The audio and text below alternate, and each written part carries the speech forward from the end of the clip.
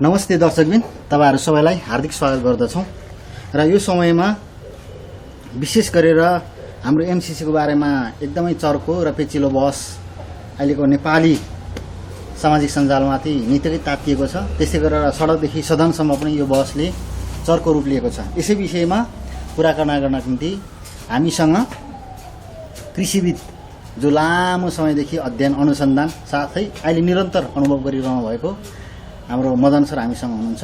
Sir, हजुरलाई स्वागत छ। हजुर, नमस्कार सबै श्रोताहरूलाई पनि धन्यवाद। विशेष गरेर यो पछिल्लो समय चाहिँ एमसीसी एकदमै कसैले समर्थन गर्ने कसैले विरोध गर्ने गरेको छन्। यो खास किन हो? यो त मलाई के लाग्छ भने यो एमसीसी लाई धन्यवाद दिन चाहन्छु र यसलाई भन्दाखेरि किनभने एमसीसी को यसको फुल फर्म त सबैलाई थाहा छ हैन, तैपनि मिलेनियम च्यालेन्ज कर्पोरेसन भन्नेको यो संस्थाबाट सुरु भएको, तर एमसीसीले गर्दाखेरि नेपालमा अति धेरै ठुलो काम गरेको छ। म भयङ्कर खुसी छु। यसले चाहिँ सकारात्मक चेत हरेक नेपाली नागरिकलाई दिएको छ। यो चाहिँ सायद आजसम्मको संसारमा नेपालको इतिहासमा हेर्दाखेरि यति त्यो 46 सालको जनआन्दोलन 52-62 को जनआन्दोलन हैन पनि यति धेरै चेतना जागेको मैले देखेको छैन। यो आवश्यक थियो, यो पोजिटिभ हो। यो बहस हुनु चाहिँ बहस भयङ्कर जरुरी छ, जान्नु जरुरी थियो कि नागरिक चेतना दिलाउनको लागि एमसीसी भन्ने एउटा भनौँ न अब यो अहिलेको विषय बहसको विषय आयोजना हो। त्यो आएकोमा चाहिँ यसलाई सकारात्मक पक्षबाट हेर्दाखेरि म धेरै खुसी छु र धन्यवाद दिन चाहन्छु। एमसीसी लागू भएर यहाँ काम होस् या नहोस्, तर एमसीसीले गर्ने काम चाहिँ गरेर गयो। अब म सबै नेपाली जनलाई भन्छु, ठिक छ, राष्ट्रिय बहस उठ्यो, सबैको चेतना जाग्यो। यसबाट हामीलाई चाहिँ धन्यवाद दिनुपर्छ, किनभने यस्तो जति पनि एमसीसी जस्तो पैसाको लगानी त नेपालमा करिब अमेरिकाबाटै 60-62 वर्ष भइसक्यो। 70 वर्षदेखि नै छ अमेरिका, तर 60 वर्ष त लगातार यति धेरै सबैभन्दा ठुलो डोनर, संसारको सबैभन्दा धनी राज्य पनि उही नै हो अनि सबभन्दा धनी डोनर पनि उही नै हो। नेपालको विकासको इतिहासमा के लाएर हेर्दाखेरि अर्थतन्त्रमा कृषि, शिक्षा, स्वास्थ्य, पूर्वाधार, यो चारवटा क्षेत्रमा त कुनै कसैले पनि अमेरिका जतिको गरेकै छैन हैन, गरेकै छैन सुरुदेखि अहिले अन्तसम्म। इभन चाइना र भारतले पनि गरेको छैन त्यति। चाइना त भर्खर, चाइना दिनै सकेको छैन। ऊ आफै गरिब थियो त, ऊ आफै माग्ने थियो, किनभने लगातार धनी र चाहिँ शक्तिमा बसेको चाहिँ अमेरिकै भएको हुनाले जापानले पनि दिएछ, भारत पनि साथी त्यसको नजिकै छ। उहाँहरूको जापानको हुँदाहुँदै दिएको छ, तर सानो राष्ट्र भयो। तर अमेरिका चाहिँ धनी राष्ट्र, ठुलो राष्ट्र र चाहिँ शक्तिशाली राष्ट्र पनि भएको हुनाले 60 वर्ष लगातार 70 वर्षकै लगातार रूपमा हेर्दाखेरि कृषि, शिक्षा हैन, स्वास्थ्य र पूर्वाधार यस क्षेत्रमा त नेपालमा गण्य हो भने यति धेरै छ कि यो विरोध त उसको दादागिरीलाई त सबैले विरोध गर्छ। मेरो बाबु पनि दादा छ भने म ओ बाबु होस् गरे भन्छु होला, म तँ भनेर भन्छु होला। त्यस कारणले अमेरिकालाई भन्नुपर्छ, तर चाकडी गर्नु पनि कुरा आएन। तर एमसीसी प्रोजेक्ट चाहिँ अमेरिकाको युएसएआइडी मार्फत आएको योभन्दा कति गुणा 70 वर्षमा त 60 वर्षमा कति खरब आयो होला हैन। अब यो वर्ल्ड ब्याङ्क पनि अमेरिका प्रभाव हो, आइएमएफ उनीहरूको सबै कुराहरू हेर्दाखेरि जहाँसम्म लाग्छ एमसीसीले चाहिँ धेरै ठुलो बहस उठायो, चेतना जगायो। यो लागू होस् नहोस् मलाई कुनै मतलब छैन। फेरि अब अहिले भएन भने पछि त यो एमसीसी अहिले तत्काल अमेरिकामा खारिज नभइन्जेल अहिले हाम्रो गुनासोले यो सरकार यो अवस्थामा हामीले नबुझेर नै भन्छु म चाहिँ गुनासो गरे पनि चेतना जाग्यो त्यति हो एमसीले दिने। अब यहाँ नभए पनि हुन्छ, गए पनि हुन्छ, फेरि यो त छँदैछ। उहाँ भएन भने फेरि पनि हामी फेरि निवेदन हाल्न आयौँ है, पहिला यस्तो भयो, सरी गल्ती भएछ भनेर जानु सक्छौँ। तर तपाईँ चाहिँ एमसीसी को पक्षमा हुनुहुन्छ नि त? भयङ्कर पक्षमा हो, किनभने एमसीसी सुरु हुँदाखेरिको इतिहास चाहिँ म पनि हो कि त्यसको संलग्नता।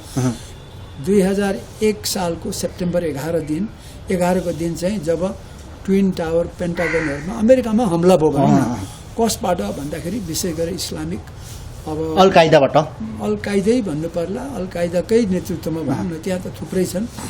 अल कायदाको नेतृत्वमा भएको विद्रोह अमेरिका विरुद्धको लडाइँमा चाहिँ आक्रमण भएपछि त्यही हो 2-3टा कुराहरू मिलेको छ कि यो आक्रमण एकदमै भयङ्कर ठुलो घटना हो। यो घटनाले एमसीसीको सुरुवात गराएको त्योभन्दा पनि अगाडि जस्तो यो संसारव्यापी रूपमा संयुक्त राष्ट्रसङ्घ जहाँ मैले काम गर्थेँ जो संस्थामा काम गर्दा एमसीसी जोडिएको त्यसबेला सहस्राब्दी भन्ने थियो कि मिलिनियम होइन अब गोलहरू मिलिनियम भनेको चाहिँ मिलिनिया भन्छ मिलिनियम भनेको 1000 वर्षको अब के अरे 1 वर्षलाई वार्षिक भन्छ 10 वर्षलाई दशक भन्छ 100 वर्षलाई शतक भन्छ र 1000 वर्षलाई सहस्राब्दी होइन सहस्र भनौँ न सहस्राब्दी भन्छ। त्यो चाहिँ 1000 वर्षको यो अवस्थाबाट अब अर्को 1000मा पुग्दैछ 2000 त पुग्यो। अब 2000 पछि के 2001, 2, 3 पछि अर्को 1000मा के गर्ने छ मान्छेले भन्दाखेरि ल अलग ढङ्गको काम गर्दाखेरि संयुक्त राष्ट्रसङ्घमा सबै देशहरूको प्रस्ताव भयो। संयुक्त राष्ट्रसङ्घले प्रस्ताव गर्यो कि अब चाहिँ यो सहस्राब्दीमा मिलिनियममा के गर्ने भन्दाखेरि के चाहिँ उद्देश्यहरू राख्ने त्यस कारणले millennium challenge goals millennium goals भनेर मिलेनियम डेभलपमेन्ट गोल के विकासको कामहरू राख्ने भने भन्दाखेरि अथवा मानवहरूलाई के कुराको आवश्यकता छ के कुरामा विकास गर्दा सबैले विकास गर्दाखेरि राम्रो हुन्छ। हजुर हजुर त्यो विकासको गोल लक्ष्यहरू के त भनेर चाहिँ एमडिजी मिलेनियम डेभलपमेन्ट गोल्स भनेर चाहिँ त्यो पुरा गर्दै गरेको यहाँ पनि छक्कै आक्रमण भयो। अनि अमेरिकालाई किन यस्तो शक्तिशाली राष्ट्रलाई पनि मुटुमा पेन्टागनमै ड्याङ्गाइदियो भनेपछि त अमेरिका त खासै डर त होइन रहेछ के भन्दा दादागिरी भयो।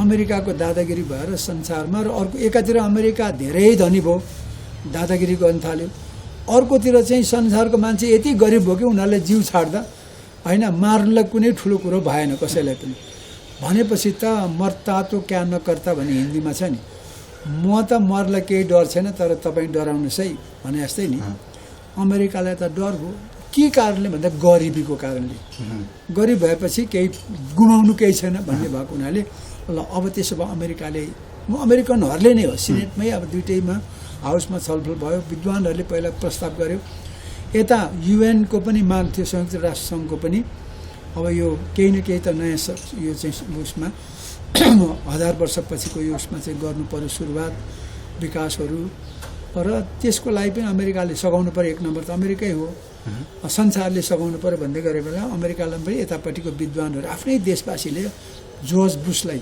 केही न केही अमेरिकाले गर्नुपर्छ ठुलो गर्नुपर्छ किन भएन विकास त गरिबहरू के अरे गरिबीको लागि अथवा विकासको लागि त अमेरिकाले धेरै दिएको छ त दिएकै छ त भन्ने भन्दा त्यतिले पुग्दैन रहेछ। त्यो युएसआइडले गरेको कामहरू चाहिँ भने जस्तो भएन किन भएन के समस्या रहेछ भन्दा हस्तक्षेप भइरहने राजनीतिक हस्तक्षेप हुने करप्सन हुने त्यहाँ त नम्बर 1मा लेखिन्छ राजनीतिक हस्तक्षेप नै करप्सन हो नि त होइन हस्तक्षेप भनेको करप्सन हो कुनै पनि भ्रष्ट आचरण नै करप्सन हो नि त भ्रष्टाचार भनेको भ्रष्ट आचरण पैसा खानु मात्रै होइन नि ढिलो गर्ने न्यु खर्ने मैले यसो गर्दाखेरि अनि त्यसलाई चाहिँ कसरी जोगाउने त अब त्यो करको कस्तो खालको दिन यस्तो होस् कि कसैले पनि त्यहाँ रोक्न नसकोस् राजनेताको बाउ त्यहाँ राजा अथवा प्रधानमन्त्रीले पनि रोक्न नसकोस् कसैले पनि त्यो सुरु भएपछि रोक्न नसकोस् यस्तो खालको आयोजना र सुरु भयो आज कतिमा 2 वर्षमा हुने कि 5 वर्षमा हुने कि कतिमा हुने त्यो चाहिँ ट्याक्क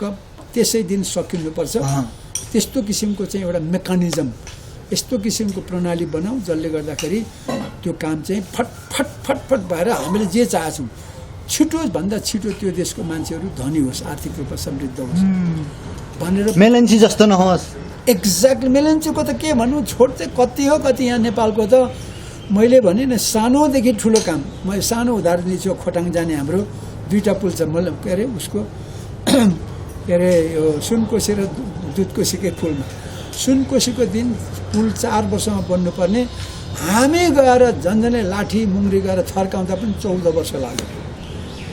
उहाँ के अरे जयरामको घाटको त झन् छिटो हुनुपर्नेमा त्यो पनि 10 वर्ष लाग्यो 8, 9, 10 वर्ष लाग्यो होइन कुनै पनि काम यति थोरै 3-4 करोडको त्यति लाग्छ भने मेलम्चीको त अरब पुग्नु पऱ्यो 24 वर्ष लाग्यो नि यस्तो भएपछि त त्यो जति लागत पनि बढ्ने फ्रस्ट्रेसन बढ्ने जटिलताहरू बढ्ने यस्तो हुनु भएन र अब विशेष हुनुपर्छ भनेर अनि त्यसो भए के गर्ने भनेर क्राइटेरिया बनायो।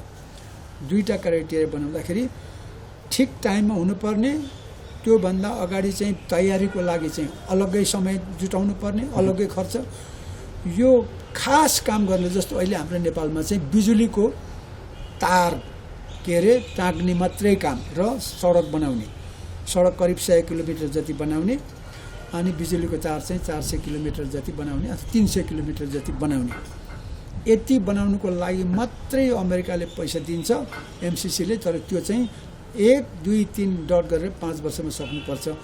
त्योभन्दा अगाडि लाग्ने झन्झटहरू हुन्छ नि, कति विभिन्न झन्झट छ। कोही म रुख काट्न दिन्न भन्छ, कसैले म जग्गै दिन्न भन्छ, कसैले यहाँ लानै दिन्न भन्छ।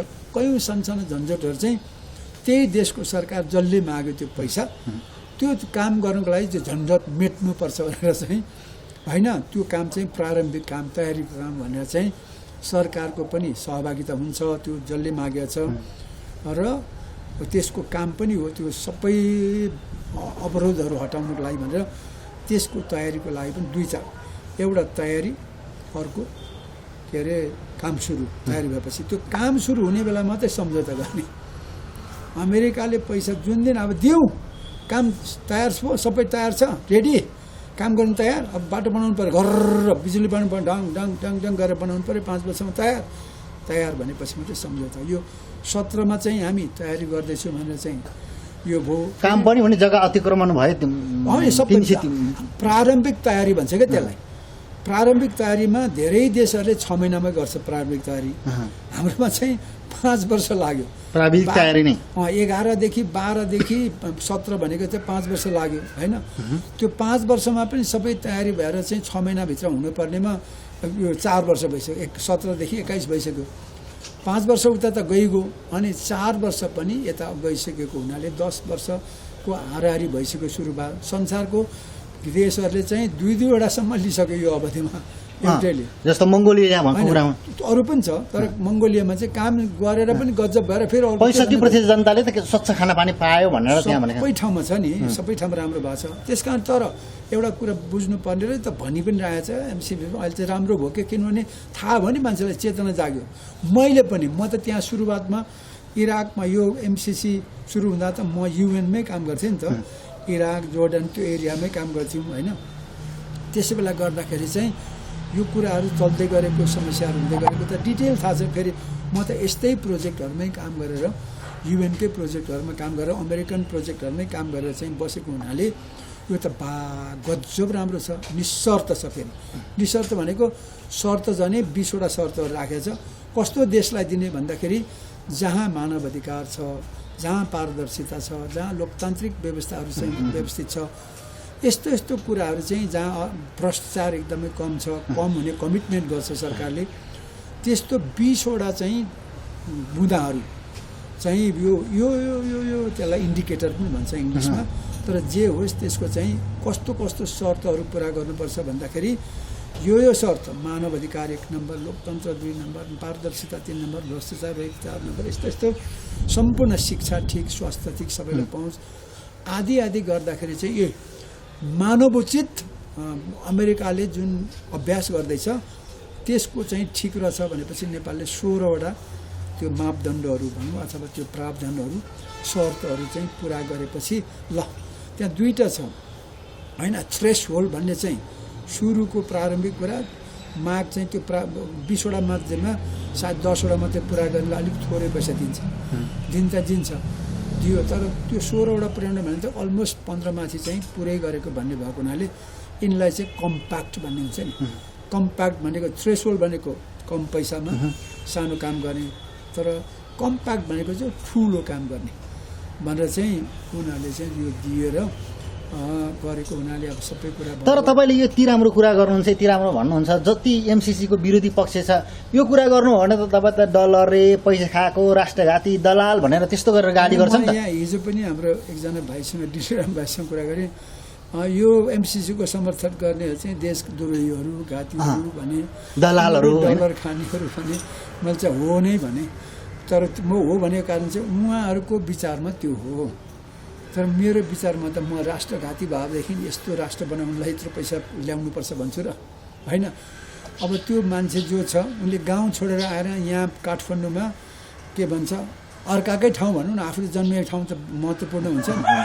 अनि यहाँ फेरि धेरैजना विरोध गर्नेहरू यहाँ मात्रै होइन विदेशमा बसेर फेसबुकमा जान्नु छैन, पढेको छैन।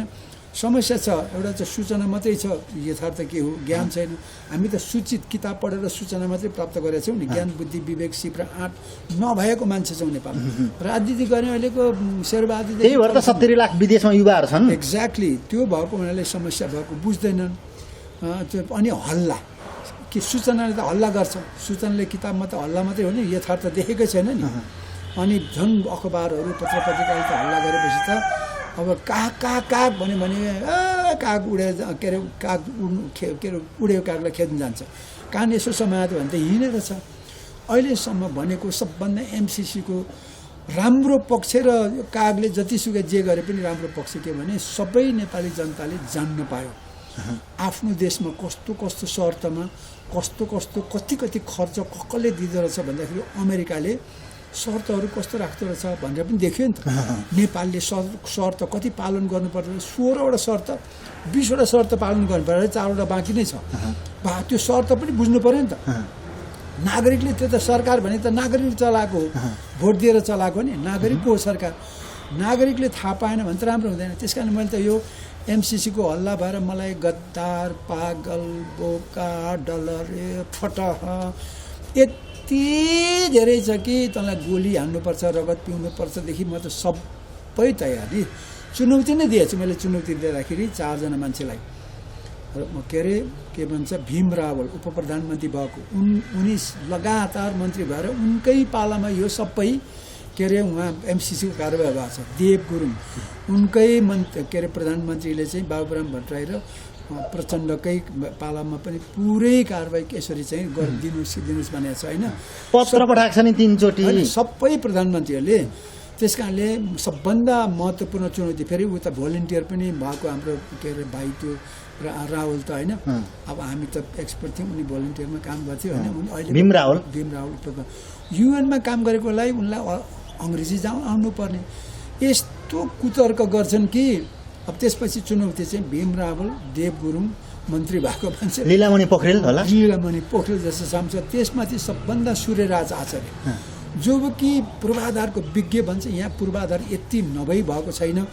बिजुली अब उत्पादन गरेर खेर जानु सक्यो, डोकोमा बोकेर बेच्नु सकिँदैन होइन, लानुपर्छ त्यही कुनै न कुनै माध्यमबाट त्यो तार बाँध्दै अरू छैन।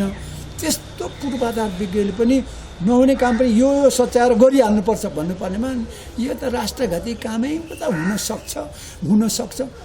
आँट गर्नु पर्दैन हो कि होइन, हुनुपर्छ भने हुनुपर्छ, हुनु पर्दैन भने हुनु पर्दैन भन्नु पऱ्यो नि। किनभने प्रावधानहरू त टेम्प्लेट भन्छ नि, एउटा त्यो के अरे निवेदनको फारम भन्छ नि, कुनै पनि कसैलाई दिँदाखेरि सम्झौता फारम हुन्छ नि, तमसुकहरू गर्दाखेरि चाहे त्यो निजीले दिएको होस्, कपाली तमसुक भन्ने त अहिले थुप्रो पढाउँथ्यो नि होइन। त्यो के भन्छ लिखतको कागजपत्रहरू गर्दाखेरि सम्झौताहरू गर्दाखेरि सबै एक व्यक्ति होस्, एक संस्था होस्, एक राष्ट्र होस्, सन्त राष्ट्र होस्, सबैको टेम्प्लेट भन्छ कि फारम चाहिँ एक खालको हुन्छ। शब्दावली मात्रै तलमाथि अलिअलि त्यो कुनको विषयमा लिएको छ लेनदेन भएको छ त्यसमा बाहेक सबै टेम्प्लेटै हो। अहिलेसम्मको यो जति पनि सम्झौता, युएसएआइडीको सम्झौता, युएसएले गर्ने, एडिबीले, वर्ल्ड ब्याङ्कले, आइएमएफले गर्ने, युएनले गर्ने, मैले त कति सम्झौता गरेको छु नि त। एउटै टेम्प्लेट हो तर शब्दावलीमा तलमाथि हुन्छ। कुनै पनि दाताले, नेपालको कुनै पनि एउटा के अरे साहुले उसको हातमाथि नराखी दिँदैन। सहकारीले सबभन्दा लिनुपर्ने सबभन्दा उसकै हातमाथि राख्छ। ब्याङ्कहरूले सरकारको त झन् साह्रो, कुनै पनि सरकारको सम्झौता गर्नु पर्यो भने उसको हातमाथि राख्छ, उसले दिने अनुदान दिन्छ नि, घर खेत जग्गा 3 पुस्ते हैन के यस्तो गरेमा यस्तो गर्नेछु भनेर।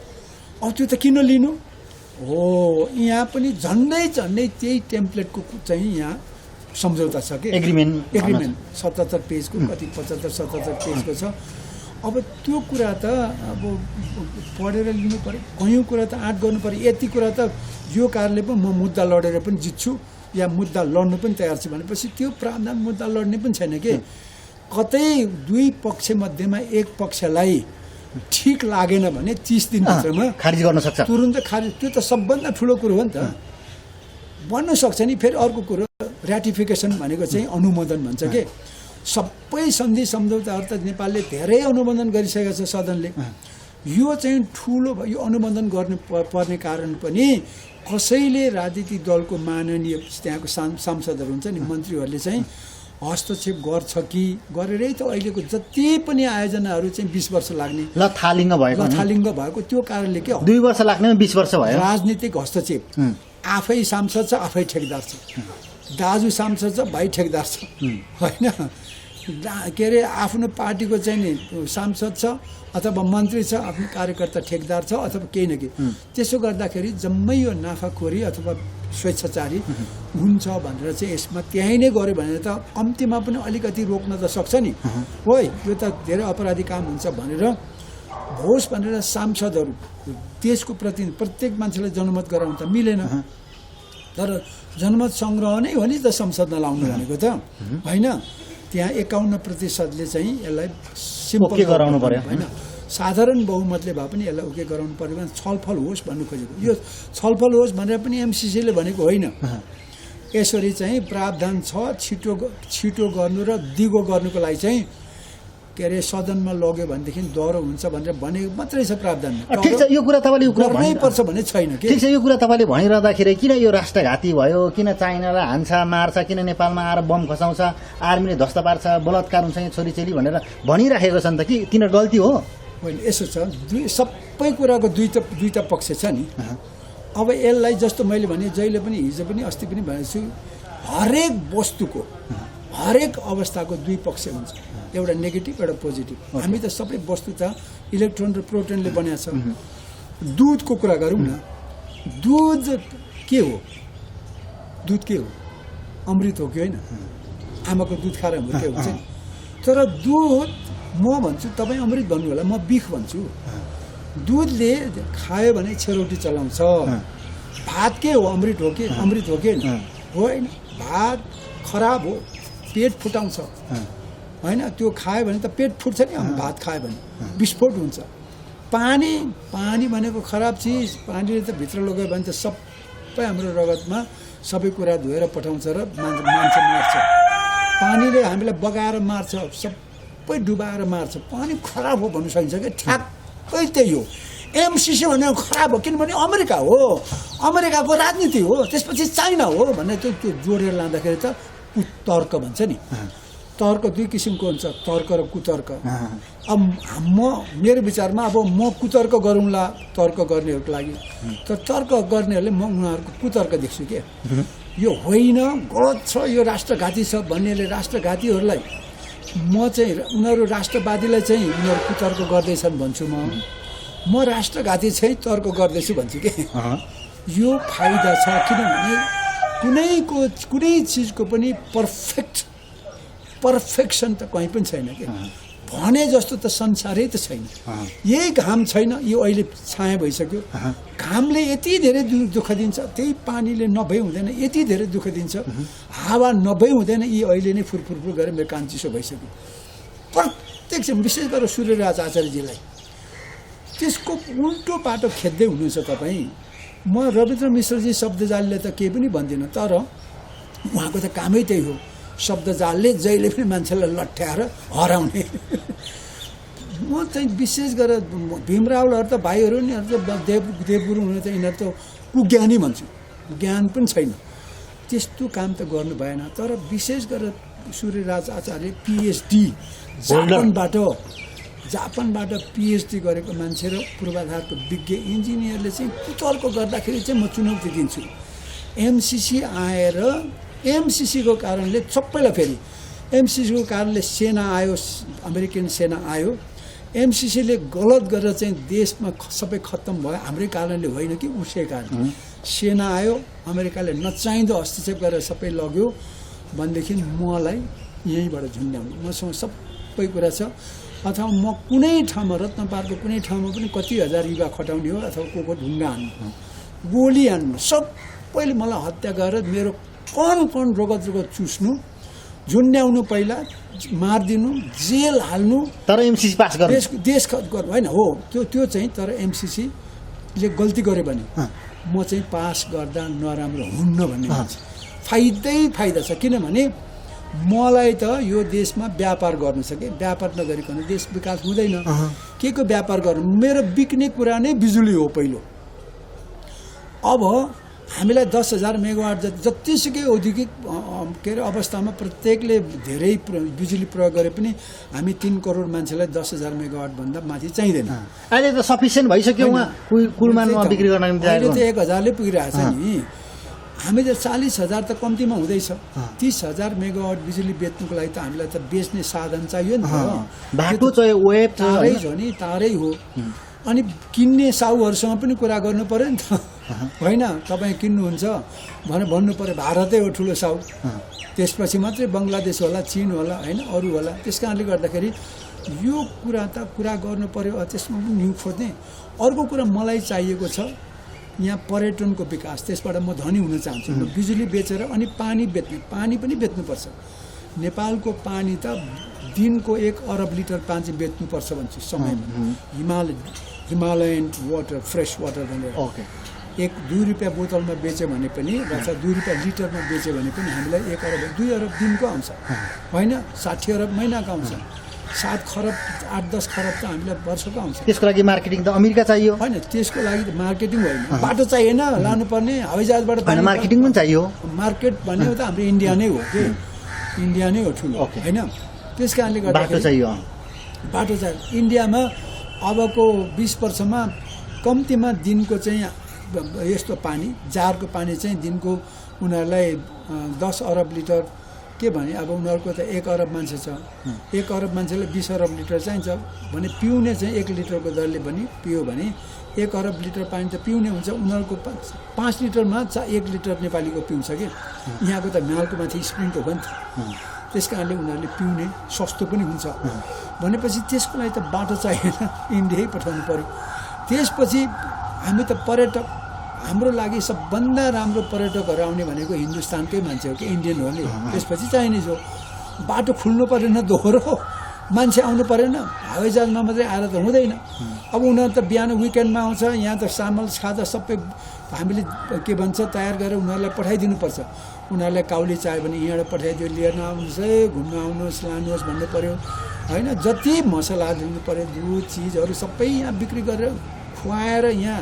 खुसी बनाएर कम्तीमा पनि 1 लाख रुपियाँ असुल गर्नु पर्यो एकजनाबाट अनि त्यसो गर्दा त मान्छे आउनलाई बाटो चाहिएन असल बाटो चाहिएन फेरि हामीलाई फराकिलो बाटो चाहियो पटनाबाट यहाँ हामी 3 घन्टामा सबै नेपालको माथि के अरे मध्य पहाड आएर घुमिसकोस् अनि फेरि शुक्रबार आओस् त्यसपछि आइतबार ठ्याक्क बेलुका पुग्यो भने त पुग्यो 2 दिनको विकेन्ड यो तरिकाले सोच्नु पर्यो कि खालि अमेरिका दादागिरी गर्छ नि चाइनाले रिसाउँछ चाइना भनेको हाम्रो भारत भनेको हाम्रो पहिलो पार्टनर इक्वल हो सबै चाइना र भारत बराबर हो तर ट्रेडिङमा त पहिलो पार्टनर हो नि त भारत फेरि एक्सेस भएकोले चाइना दोस्रो पार्टनर भारतले दुःख दियो भने चाइनासँगै गुहार्नुपर्छ चाइनाले दुःख दियो भने भारतसँगै गुहार्नुपर्छ यो दुईटाले दियो भने अमेरिकासँग पनि गुहार गर्नुपर्ने हुन्छ नि कहिले कहिले त होइन त्यो भन्नु सकिँदैन कि मान्छेको त के हुन्छ यो घुमिरहन्छ तर पनि त्यो नहोस् हामीले व्यवहार गर्ने त उनीहरूसँग समान हो सबै हामी त असंलग्न हुने हो कोही देशसँग पनि कुनै पनि सैनिक के अरे गठबन्धन गर्नु हुँदैन नेपाल कुनै हालतले होइन अब कि चीन र भारत एउटै भयो भने हामी पनि हुन्छौँ एउटै भने म त त्योमा तयार ल एउटा एसियन देशै भन्यो भने चाहिँ म त एसियन युनियनमा तयार छु राष्ट्रवाद भनेको त यो त भ्रम हो कहाँ राष्ट्र छ वास्तवमा संसारवाद चाहिँ सिक हो क्या जुन अहिले छ नि यो के भन्छ विश्वव्यापीकरण भन्छ नि विश्ववाद पो ठिक छ ठिक छ त्यसो भने अमेरिकन उनीहरूले चाहिँ किन चाहिँ यस्तो तरङ्ग फैलाइराखेको छ चाहिँ केही कम्युनिस्टहरूले होइन र केही राजावादी र हिन्दूवादीले सबैभन्दा एकदम विरोध गरेको देखिन्छ तपाईँले पनि देख्नुभयो होला होइन यो राष्ट्र सकिहाल्छ नष्ट हुन्छ यहाँ चाहिँ इस्ट इन्डिया कम्पनीले त्यो ब्रिटिसमा जुन गरेको थियो भारतमा आउँदाखेरि त्योभन्दा नि खतरा हुन्छ यो सुङ्गोली सन्दै भन्दा पनि खतरा हुन्छ भनेर पनि यहाँ त त्यस्तो प्रोपोगन्डामा चाको छ खतरा त के भने म पाकि अफगानिस्तानमा बसेको मान्छे काम गरेको मान्छे इराकमा बसेर काम गरेको सिरियामा बसेर काम गरेको मान्छे हुँ मलाई भन्छ तपाईँलाई थाहै छैन सिरिया सिरियालाई यस्तो गरे, इराकलाई इराकमा बसेर त्यही काम गरेर आउने, त्यही समस्या समाधान गरेर आउने मान्छे यहाँ चाहिँ अफगानिस्तानमा अघि त्यो इराकी अमेरिकनले गरेको भने इराकीले गरेको समस्या हो त्यो। त्यो पनि त्यहाँ त एमसीसी थिएन नि त। नेपालीले पनि गरेकै हो, नेपालले पनि गर्छ, त्यस्तो सम्भावना नभएको होइन। तर मैले यहाँ के भने यदि त्यस्तै बनायो भने चुनौती दिएको मैले, मलाई तपाईँहरूले सबै कारवाही गर्नुहोस् यदि गऱ्यो भने, ल्याइहाल्यो भने, ल्याएन भने पनि मलाई केही दुःख छैन, गुनासो छैन।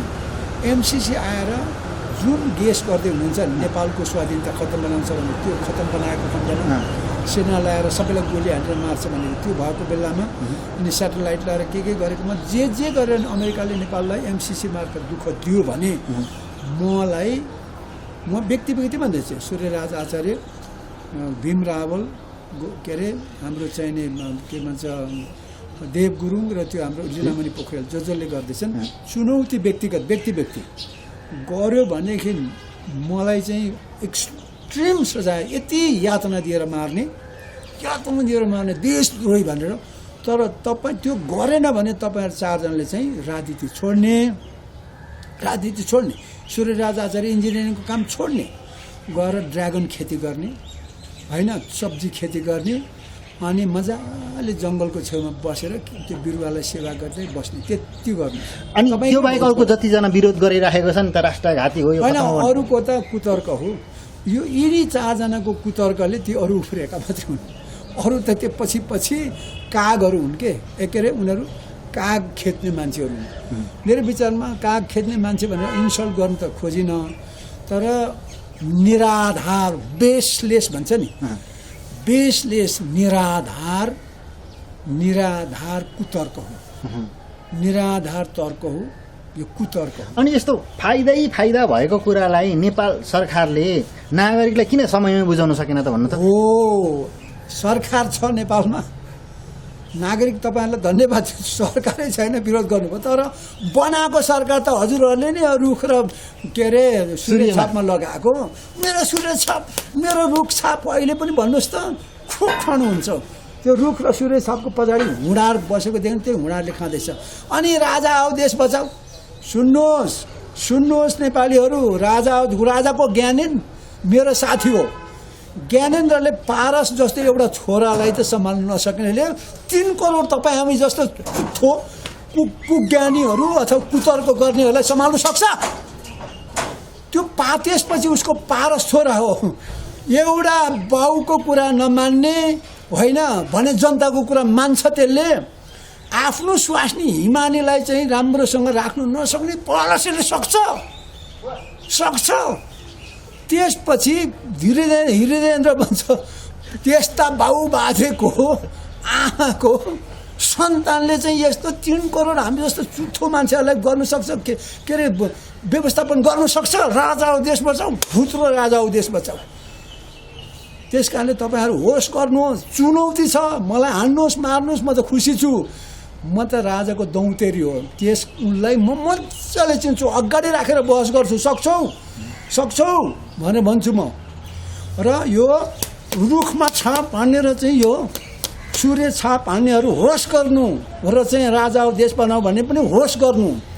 तपाईँहरूले कान छाम्नुहोस्, सूर्यराजी पनि कान छाम्नुहोस् र भीम रावल काम छाम्नुहोस्।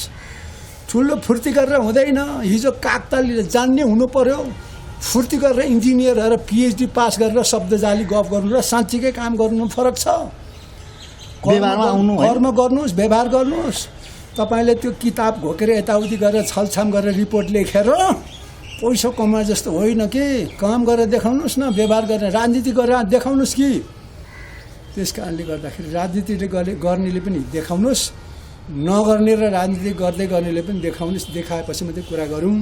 नेपाली जनताहरू यस्ता शब्दजाली कुज्ञानीहरूको कुरामा सुनेर काग खेद्नलाई दौडिने होइन, कौनसम्म पछि पुगिन्छ। एमसीसीको कुराले हामी सबैलाई चेत खोलाएको छ। म त खुसी छु। गल्ती भइरहन्छ, किन दुःख मान्ने? अबदेखि विचार गर्नु होला। एमसीसीमा त सबैभन्दा बढी पैसा भारतले बाँड्छ, यो पनि सुनिराख्नुहोस्। हरेक स्कुललाई उसलाई मन पर्यो भने, उसको पक्षमा आयो भने त्यो पनि जसले पनि गर्छ। भारतलाई चाहिँ ओहो भारत अच्छा है हमारे ऐसे ऐसे भनेर यताउति भन्यो भने ए हाम्रो पक्षको हो भनेपछि उसले दिइहाल्छ।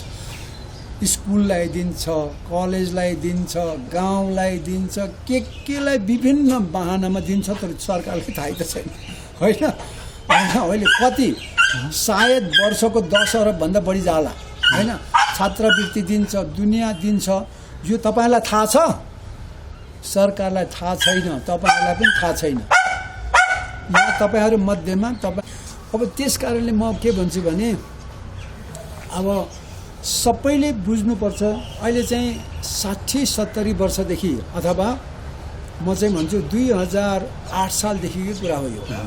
70 वर्षदेखि राणाकालपछि नेपाल चाहिँ खुला भएको, पहिला चाहिँ यो लक थियो, राणा लक कन्ट्री थियो होइन।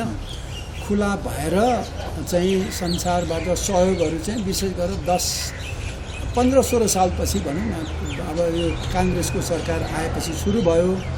हुन त यो लोकतान्त्रिक सरकारबाटै भयो थियो, त्यही पनि 16 सालपछिको र बढी चाहिँ 17 सालमा महेन्द्रले पञ्चायत व्यवस्था ल्याएपछि त्यो संसारव्यापीको हो, यहाँ मात्रै होइन। विकासहरू सुरु भयो, कति आयो कति गयो। केवल एउटा त्यो वैदेशिक के अरे हाम्रो चाहिँ सहायता विभाग भन्ने छ अर्थ मन्त्रालयमा, सहसचिवले नेतृत्व गर्छ, फरेन डेट डिभिजन भन्छ। सबै अरब खरब जति पैसा होस् सही गर्दै उसले राख्ने हो। तर यो चाहिँ सदनमा लाने भएपछि हङ्गामा भयो। र अर्को कुरा चाहिँ यो सदन भनेको राजनीतिक थलो हो, अनि राजनीतिक थलोमा त्यहाँ त पार्टीहरू हुन्छन्। पार्टीले चाहिँ के भने सबैको यही हो, लोकतन्त्रमा यो प्रतिपक्ष र सत्ता पक्ष छ नि, खराब पक्ष चाहिँ लोकतन्त्रको यति हो कि एक पक्षले दुधलाई अमृत भन्छ, अर्को पक्षले विष भन्छ, त्यही हो। त्यस कारणले यो विष भन्ने पक्षलाई चाहिँ जनताले साथ दिएपछि बिखै खान्छ र धेरै ठाउँमा बलड्याङ खाएर देशहरू लोकतन्त्रै खत्तम पनि भएको छ। त्यस कारणले नेपालीहरूले अहिलेसम्म त गल्ती गरेको छैनौँ, अब पनि गल्ती नगरौँ। नेपालमा लोकतन्त्र बाहेक अरू केही पनि छैन चारा। नेपालमा राजतन्त्र पनि होइन, सेनातन्त्र पनि होइन, संसारमै पनि कुनै तन्त्र होइन, अथवा कम्युनिस्ट तन्त्र पनि होइन, हुँदै होइन। कम्युनिस्ट तन्त्र त भयङ्कर भ्रमतन्त्र हो। त्यस कारणले सबै निरङ्कुश तन्त्र हो। लोकतन्त्र चाहिन्छ, लोकतन्त्रको विकल्प लोकतन्त्र हो। लोकतन्त्रको खराबी लोकतन्त्रले मात्रै गर्छ। जस्तो केपी ओलीलाई भोट हाल्नु गल्ती भएको थियो, हुन्छ कि भन्यो, मिल्छ कि भन्यो, हामी कम्युनिस्ट एक हुन्छौँ भनेपछि ल कति बेकारमा चुनावहरू के अरे त्यो चेन्ज गरेर हुन्छ सरकार, स्थायी हो नि त भनेर जनताले हुन्छ कि भनेर दिएको। काङ्ग्रेसले पनि गर्ला ठिकै छ अहिले छेउमा बस्यो भनेर दिएको।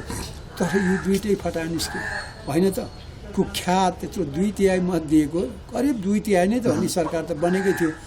तर म त अब राणा र ठकुरीभन्दा ठुलो भएँ भनेर फुर्ती गरेपछि त सुर्ती खायो। लोकतन्त्रको कारणले नै सुर्ती खाएको हो नि त। अब चुनाव आउँदैछ, सूर्य छाप होइन, रुख छाप होइन, मान्छे छाप, मान्छेको अनुहार हेर्ने, त्यसको चाहिँ कागज पढ्ने र घरमा जाने, त्यसले उब्जाएको छ कि छैन। गफ दिएको छ रविन्द्र मिश्र भने तँ गफाडी चुप भन्नुपर्छ होइन। धान फलाएको छ कि छैन, चाहिने कुरा।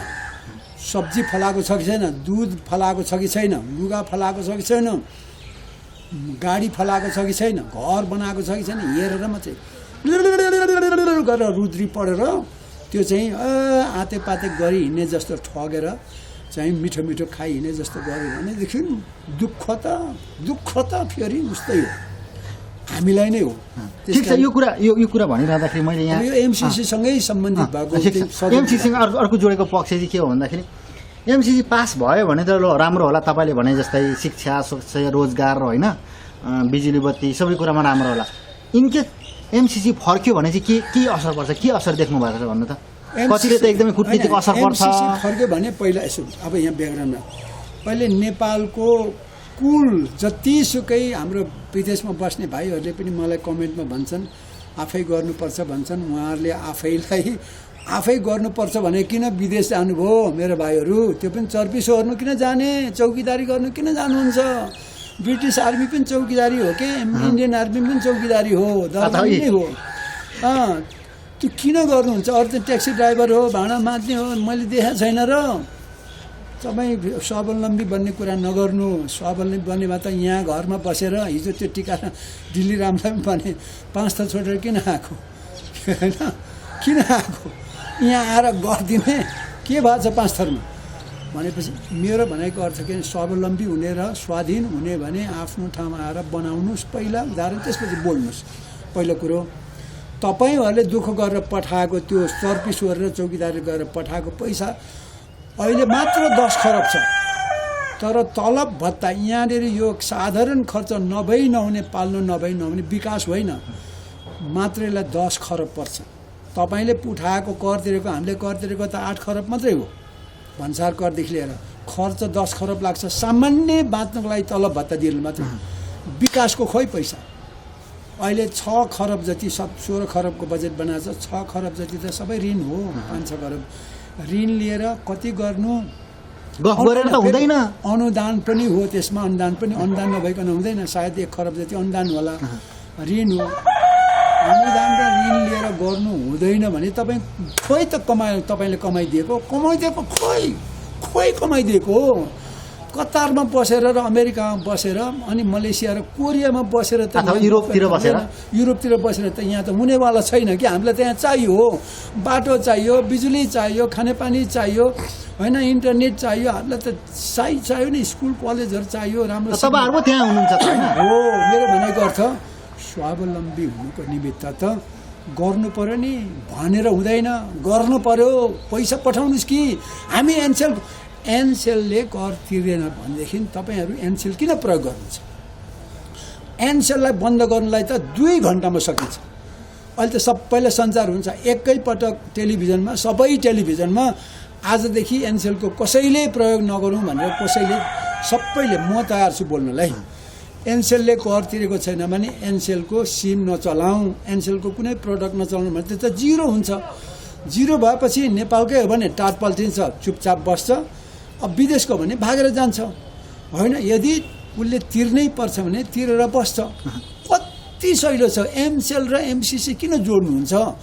अब यहाँ हाम्रो 10 खरबमा 2 खरब त तलब भत्ता तिर्नु, विशेष गरेर ऋण तिर्नै चाहिन्छ। ऋणको जति पनि 20%, 16 दुने 32, कति 3 खरब त ऋण र ब्याजै तिर्नुपर्छ के वर्षको। 20 खरब बजेट भयो भने प्रत्येक नेपाली टाउमा 50,000 छ, त्योभन्दा बढी होला। 20 खरबको बजेट आउने साल ल्यायो भने 4 खरब त ऋण तिर्नुपर्छ, ब्याज तिर्नुपर्छ, अनि 10 खरब त के अरे तिर्नुपर्छ, के अरे तलब भत्ता दिनुपर्छ। सेना र प्रहरी अनि कर्मचारी, शिक्षक पालेको काम नलाग्ने भ्रष्टाचारीहरू, सबै कुख्यातहरू, तिनीहरूले देश बिगारेको। तिनीहरूलाई पाल्दैखेरि गइसक्यो भनेपछि विकास कहाँबाट ल्याउने? एमसिसी आएन भने त कसले दिने? ऋण ल्याउने, कतिमा ऋण ल्याउनु, कतिसम्म ऋण ल्याउनु? देशै पल्टिसक्यो। सित्तै त्यो पनि करिब 1 खरबको पो त्यो योजना त। दुइटै गरेर त हाम्रो त यो हेर्दाखेरि 0.5% भनेको बजेटको त धेरै ठुलो रकम हो नि। यति ठुलो खरब करिब त यति छोटो अवधिमा यति ठुलो आयोजना कुनै भएकै छैन, हुँदैन होला पछि जस्तो लाग्छ। यति ठुलो हो नि हो त। फेरि सित्तै आएको जस्तै एमसिसी जान्नु नतान्नु, घचेटी माग्नु, भित्र कसैले राम्रोसँग। अनि त्यो पैसा त फर्काइदिन्छौँ हामी, नेपाली उठाएर पर्दैन त्यो फसफनहरू। मैले उहाँहरूलाई त्यही भनेको त। तपाईँलाई मैले फेरि, तपाईँ धेरै नै ठुलो मान्छे हो, तर हामीलाई चाहिँ तपाईँहरूले हेप्नुहुन्छ, के अरे अपमान गर्नु। कसरी अपमान? तपाईँ चौकीदारी गर्दै हुनुहुन्छ त अपमान गरेको मैले? रियालिटी होइन, तपाईँ चर्पिनमै हुनुहुन्छ। म त टोइलेटमा गएर हेरेको छु नि त, नेपालीहरू रुँदै गरेको, फिलिपिनोहरूले कुटेर वहाँ गएर BA पास गरेको मान्छे होइन, टोइलेट सफा गर्नु नजानेर फिलिपिनले look at this bloody guy, you know, he's a Nepali guy that doesn't know how to clean. I tell him several times a day, but he does not know how to clean भनेर he cries. And त्यसमा भनेको अर्थ के? समस्या छ, कुरा गरेर हुन्छ, आउनु पर्यो नि। कण आउँछ, कसलाई थाहा छैन र, कसलाई राम्रो लाग्दैन र, कसलाई माग्नु राम्रो लाग्छ भिख, कसलाई ऋण माग्नु राम्रो लाग्छ, सक्नु पर्यो नि। खोइ भएको आउनुहोस् न। तपाईँले छाप चाहिँ त्यो सूर्य छापमा अथवा के छापमा लगाएको तपाईँहरूले हो नि। विदेशबाट तपाईँहरूले नै भनेर गर्नुभएको छ, तपाईँहरू नै हो नि। गर्नुहोस् न, सक्नुहुन्छ। समस्या यहाँनिर, तर पनि यो करार त हुँदैन, यथार्थमा जानु पर्यो, बाँच्नु पर्यो। बाँच्नु। अर्को कुरो, हामी सबै त लेनदेन हो। मैले भन्छु मैले अक्सिजन लिन्छु मेरो हावाबाट अथवा प्रकृतिबाट, मेरो कार्बन डाइअक्साइड दिन्छु आमालाई, होइन म कल पानी खान्छु, फेरि तर मुत्छु, फेरि दिन्छु। लेनदेन हो के। अमेरिकाबाट लियो भनेदेखि थ्याङ्क यू भन्ने दिनु सकिन्छ के। सिम्पल चाहिँ thank you so much, we are so happy, हामी तपाईँहरूबाट यति पायौँ है, you did very well. You did होइन, हाम्रो हृदय तपाईँहरूप्रति असाध्यै धेरै अनुग्रहित छ भन्नु सकिहाल्छ नि। के थोरै त्यो पैसा लाग्छ र होइन? त्यसो भए होइन, हामीलाई त अलि स्वार्थ छ, हामीले भोट हालिदिनु पऱ्यो, यसै बेला मैले माग्दैछु, ठिक छ। यसो हेर्ने नेपाललाई घाटा छैन भने त अमेरिकाले हामीले सहयोग गरेकै हो, हामी भोट हाल्छौँ भने के फरक पर्छ? होइन, हामीलाई पैसा पनि दिनु पऱ्यो, हामीलाई त एकदम टाटुल्ट्यौँ। अब त तपाईँहरूसँग अलिकति पैसा छ र छ, अलिकति दिनुहोस् भने त्यति बेला संसार त पहिला त एसिया नै धनी थियो नि, एसिया पछि युरोप धनी भयो, युरोप पछि फेरि अमेरिका धनी भएको, अब अहिले फेरि एसियै धनी हुँदैछ नि। नेपाल धनी हुन्छ, म डेफिनेट। तपाईँहरू अहिले चर्पी छोड्नु जानुभएको छ, तपाईँहरूको सन्तान यहाँ मालिक हुन्छ। त्यो चर्पी सोर्नु गएको देशको मान्छे यहाँ आउँछ डेफिनेट, किन त्यो त चक्र न हो। अहिले नहोला, तर मलाई जहाँसम्म लाग्छ 50 वर्षभित्र नेपालको इकोनोमी अमेरिकाको बराबर हुन्छ, सिङ्गापुर बराबरको हुन्छ। हामी गर्छौँ, त्यो त समयले नगर भने पनि आउँछ कि। हामी त लागिरहेछौँ, सफल पनि भइरहेछौँ। त्यस कारणले आशावादी हुँ र अबको दिनमा कसले कसलाई गाली गर्ने आवेशमा त जसलाई पनि हुन्छ। म जस्तो मान्छे, अहिले म धम्की त लाउँदिनँ, तर योग्यताको हिसाब, क्षमताको हिसाब र आर्थिक क्षमताको हिसाबले पनि म अमेरिका, जापान, युरोपको यो देशहरूमा जहाँ पनि घर किनेर बस्नु सक्ने क्षमता छ, होइन?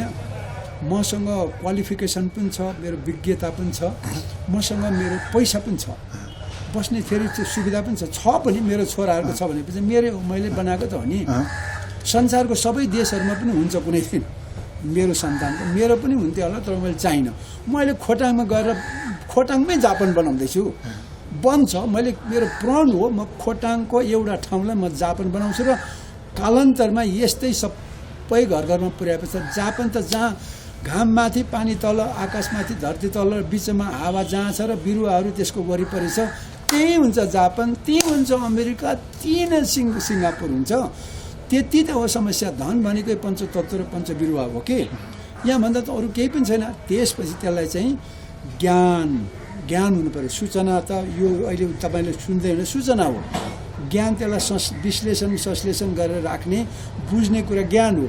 त्यसलाई प्रयोग गर्ने बुद्धि हो। कुनै पनि पानीको बारेमा जान्नु ज्ञान हो, पानीलाई प्रयोग गर्नु सिक्नु बुद्धि हो। प्राणीलाई सन्तुलित रूपमा, पानी विष पनि हो, अमृत पनि हो, तर सन्तुलित रूपमा अमृतलाई प्रयोग गर्नुको रूपमा चाहिँ विवेक हो।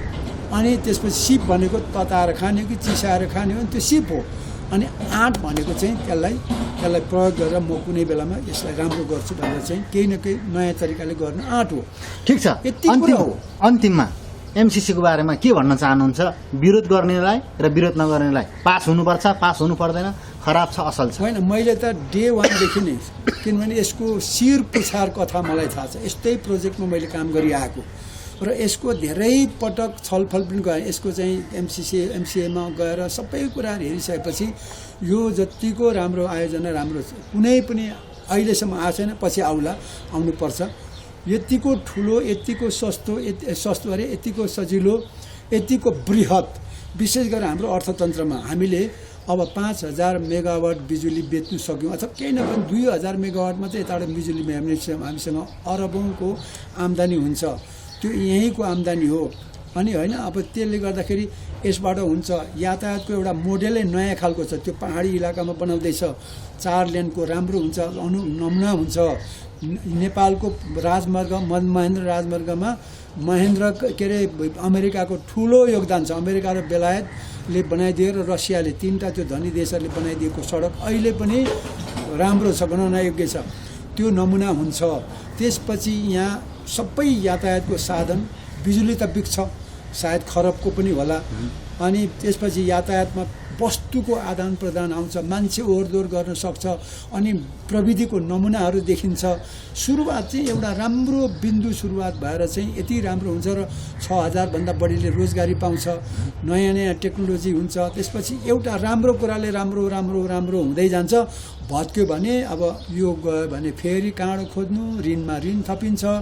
अमेरिकाले पनि 2-4 वर्ष त होइन, अहिले भर्खरै त तपाईँहरूले फेरि माग्नुभयो अर्को सरकार आयो भने सरी वी वान्ट अगेन, फेरि चाहियो भने होइन नगरौँ भन्ला। अथवा मान्छेको मन न हो, खै उनीहरूको त हाम्रो अमेरिका विरुद्धमा धेरै नै ठुलो रहेछ, चाइनाको कारणले होला, ठिकै छ हामीलाई त भनेर भोलि गएर चाइनिजले मात्रै फेरि नेपाल पक्षलाई बोल्न सक्दैन, उसले पनि अमेरिकैसँग व्यापार गर्नुपर्छ। इन्डियालाई चाइनाले नराम्रो गर्न चाहँदैन होइन, हामीले त दुवैलाई बराबरी गर्नु पर्यो होइन। त्यसपछि तर व्यापारको भोलुम चाहिँ इन्डियासँग गर्नु पर्यो। सन्तुलन गर्नुको लागि त हाम्रो बुद्धि हुनु पर्यो नि, ज्ञान हुनु पर्यो, यो संसार कसरी चल्दैछ भनेर यसलाई कसरी व्यवस्थापन गर्ने भने त नेपालीको बुद्धि हो। अमेरिकालाई नाच्न जान्दैन, आँगन टेढो देखेर हुन्छ। र त्यसै कारणले पनि म चाहिँ भन्छु हुन्छ भने विद्रोह नगरौँ, जानकारी गरौँ र सबै यस्तो कुनै पनि जनसरकार राख्ने, राष्ट्रिय सरकार राख्ने आयोजनाहरूको बारेमा चाहिँ जनतालाई सबै सरकारले सूचना दिनुपर्छ। सबै नालायक सरकार हो, भीम रावलको सरकार, देव गुरुङहरूको सरकार, तिनीहरूकै सरकार नालायक भएको हो होइन, अहिले लीलामणिको सरकार।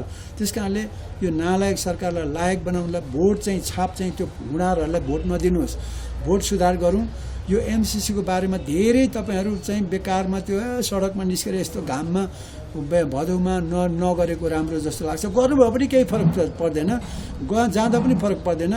तर जहाँसम्म लाग्छ यसले हाम्रो आर्थिक क्षति त छँदैछ, तर कुटनैतिक रूपमा पनि अमेरिकाले केही वर्ष त थोरै भए पनि यसो खास के भन्छ यसो हेलो अमेरिका भन्दाखेरि उसले नसुने जस्तो गर्दा पनि हामीलाई कति धेरै असर पर्छ।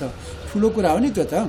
तर नपर्ला, हामीलाई पनि केही छैन, हेलो अमेरिका भनेर सुनेन भने हेलो चाइना भन्नु सकेला, हेलो चाइना भन्दा फेरि हेलो इन्डिया भन्नु सकेला। तर मान्छे हो त्यो केही क्षणिक दुःख त भइ नै रहन्छ कि।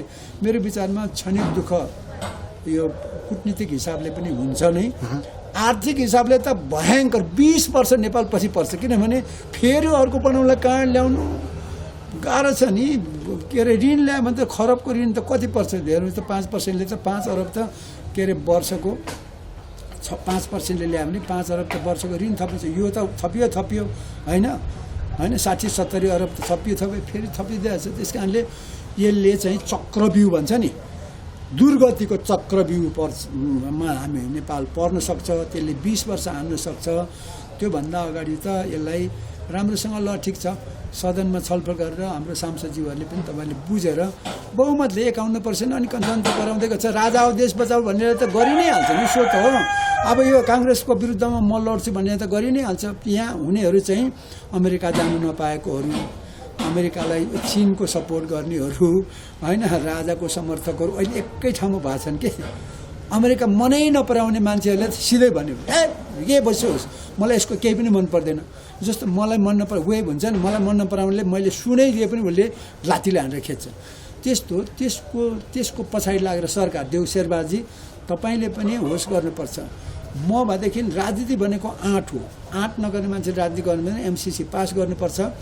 रक्तपात होला, रक्तपात राम्रो कामको लागि हुँदैन के, त्यो हुँदैन मलाई जहाँसम्म लाग्छ यो राम्रो कामको लागि। तर सरकारले प्रचार गर्नुपर्छ। जसरी अहिले अलिकति प्रचार राम्रो भएको छ, सबैलाई मैले त भनेको छु 1 करोड किताब 20 लाख किताब छापेर घर घर पठाइदिए हुने कि। मसिनो त्यो प्रोजेक्ट डकुमेन्ट र त्यसको घर के छापेर पठाइदिँदा के फरक पर्छ। के अरे 20 लाख किताब भनेको त 2-4 करोड 10-20 करोड खर्च गरेर सबैले सूचना दिए त राम्रो हुन्थ्यो नि। अनि पो थाहा पाउँथे, अनि समर्थन गर्थ्यो, के गर्थ्यो, विरोध गर्थ्यो। त्यो चाहिँ एउटा अहिलेको यो के भन्छ राम्रो काम गर्ने सुरुवातको लागि यो एउटा चाहिँ यो द्वन्द्वात्मक स्थिति भएको छ। त्यस कारणले सबै नेपालीलाई म त भन्छु पास गरौँ, नगर्नु के त्यो त सदनको काम हो। ऱ्याटिफिकेसन गर्नेले तपाईँहरूले गर्दाखेरि बहुमतले गर्दा हुन्छ, भयो भने राम्रो हुन्छ। र यसबाट कुनै गल्ती भयो भने फेरि मेरो चुनौती 4 जना मात्रै, 4 जना अघि मैले भने भीम रावलजी, देव गुरुङजी, लीलामणिजी र हाम्रो सूर्यराजजी। तपाईँहरूले कसलाई खटाउनुहुन्छ मलाई झुन्ड्याउनुहोस्, मार्नुहोस्, ढुङ्गा हानेर जे गर्नुहोस्, जेल हाल्नुहोस्, तर यसले राम्रो काम गर्यो भने तपाईँहरूले चाहिँ राजनीति गर्नु र इन्जिनियरिङ गर्नु पाइँदैन। ड्रागन खेती र सब्जी खेती गर्नु जानुपर्छ, कुखुरा पाल्नु जानुपर्छ, सुँगुर पनि पाल्नुपर्छ, बाहुन भएर हुँदैन। सुँगुर पालेर जीविका चलाउनुपर्छ। हवस्, धन्यवाद, नमस्कार। हवस्, धन्यवाद।